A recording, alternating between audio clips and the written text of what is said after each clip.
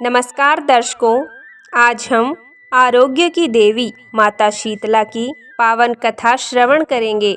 शीतला माता की पूजा और कथा को पठन करने मात्र से आपका घर बीमारियों से बचा रहता है, घर में सुख समृद्धि आती है, पुण्य की प्राप्ति और कष्टों का निवारण होता है।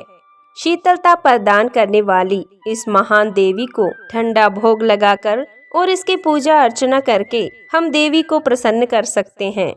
आइए शीतला माता की कथा प्रारंभ करते हैं। चैत्र का महीना चल रहा था। होली के बाद के दिन आए। शीतला सप्तमी माता आई।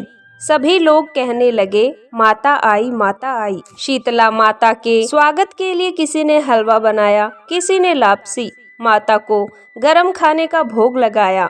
माता के अंग अंग में जलन होने लगी तो माता दौड़ी दौड़ी कुम्हार के घर गई। कुम्हार को कहा, मेरा अंग अंग जल रहा है। कुम्हार ने माँ को ठंडी मिट्टी का लेप किया।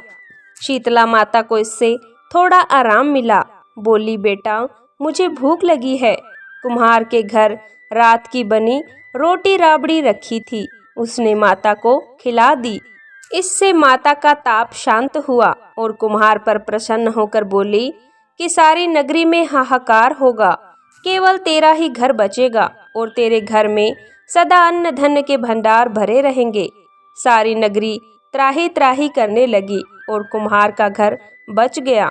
सारे लोगों ने कुम्हार से पूछा, कुम्हार तूने ऐसा क्या जादू किया जिससे सारा नगर नष्ट हो गया लेकिन तेरा घर बच गया?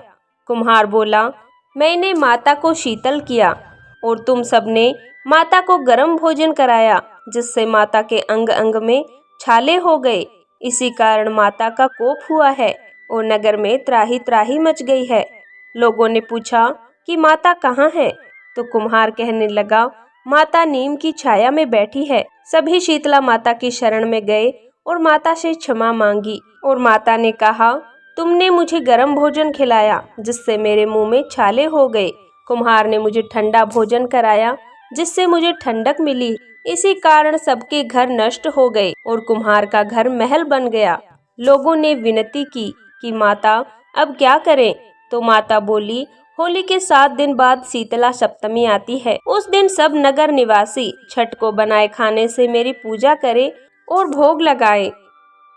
ऐसा कहकर माता अंतर्ध्यान हो गई। अगले साल शीतला सप्तमी आई। सबने ठंडा बनाया और माता को भोग लगाया। माता की पूजा की जिससे माता प्रसन्न हुई और सारी नगरी में आनंद हो गया। हे शीतला माता, जैसे नगरवासियों को क्षमा किया, उन पर प्रसन्न हुई, वैसे सभी पर प्रसन्न रहना, भूल चूक माफ करना, कहानी कहने वाले और सुनने वाले की मनोकामना पूर्ण करना। जय माता शीतला की।